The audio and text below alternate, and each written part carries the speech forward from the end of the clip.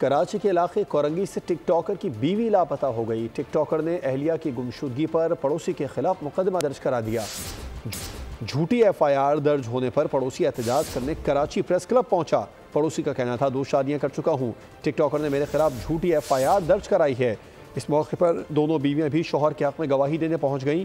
कहा शौहर के खिलाफ झूठा मुकदमा दर्ज किया गया, इंसाफ दिलाया जाए। मैं कॉलोनी का रिहायश पजीर हूँ। असद टिकटॉकर है, उसकी बीवी से फटा हुआ है, क्या वो भाग गई है, अल्लाह जानता खुदा है, हमें नहीं पता। मेरी ये 2 बीवियाँ खड़ी हुई हैं, मेरा इसमें कोई लेना देना नहीं है। मैं सुबह जाता हूँ, 24 घंटे होता है घर पे नहीं आता हूँ। तो सर ना कोई इंक्वायरी करी गई ना किस चीज़ का। फारूक अवान साहब को बारह नाम लेता, मैं फारूक अवान साहब का खास बच्चा हूँ, मैं जो चाहूँगा वो कर सकता हूँ।